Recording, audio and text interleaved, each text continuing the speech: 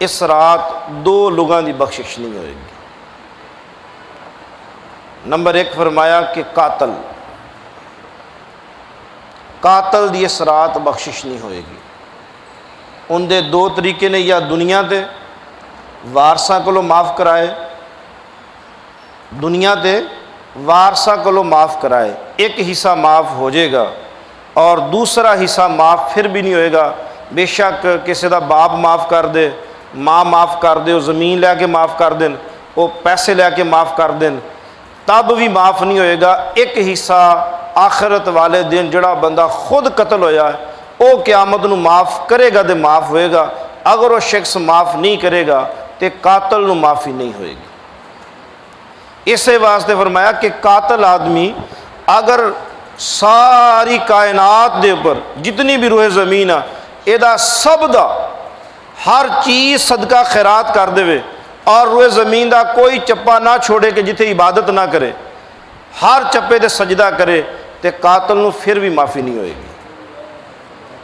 इस वास्ते कत्ल करों तो पहले अरबहा बार मेरे मदनी फरमाया कि सोचना समझना कि कत्ल माफ़ नहीं होएगा। मशवरा देना, राय देना, तजवीज़ देनी, किसी को आगाह करना, तैयार करना या उसकी हैल्प करनी, ये सारे लोग क़यामत वाले दिन कत्ल के अंदर मुलव्वस होंगे। फरमाया कि ये दो लोग होंगे। नंबर एक कातल कि जड़ा मैं मुहम्मद सल्लल्लाहु अलैहि वसल्लम की अदालत भी नहीं लाया जाएगा, यानी कातल जो ही कब्र च जाएगा उन्होंने उठा के जहन्नम के अंदर फेंक दिता जाएगा। ओदा नाम जिस वक्त वो कत्ल करेगा, मेरे आका फरमाया कि ओदा उदों ही नाम मेरी उम्मत चो खारिज किया जाएगा भी ये उम्मत मुहम्मदिया चो नहीं।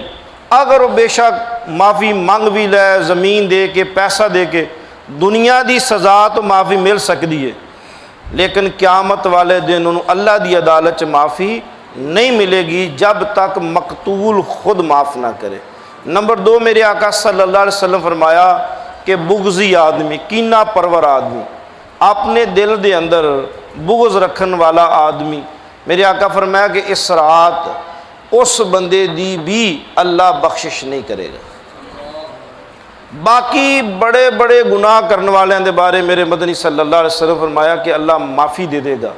जड़ा दिल के अंदर बुग़्ज़ रखन वाला शख्स, यानी देखो कि सहाबा इकराम रज़ी अल्लाह ताला अन्हु अजमाइन मक्के के अंदर सख्त दुश्मन ने जो मुसलमान होए ने, एक लम्हा पहले एक बंदा मुसलमान नहीं होया, वो सारे सहाबा का दुश्मन है, सहाबा भी वो दुश्मन ने।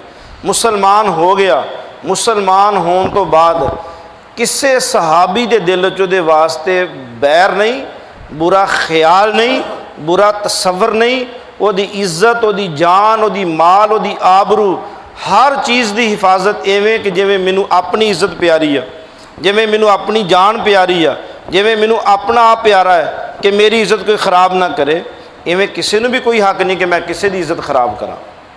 अगर मैनू यह है कि यार मैनू कोई तकलीफ ना देवे तो फिर अगले की भी इज्जत आ कि उसका भी ख्याल होए।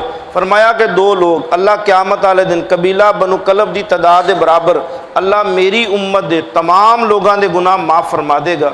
दो लोगों के बारे फरमाया सैयदा आयशा सिद्दीक़ा रज़ी अल्लाह ताला अन्हा कि आयशा कातल दी अल्लाह बख्शिश नहीं करेगा, और नंबर दो कीना परवर आदमी, बुग़्ज़ी आदमी, अल्लाह ओदी बख्शिश और मग़फ़िरत नहीं करेगा। बाकी इस रात के अंदर जो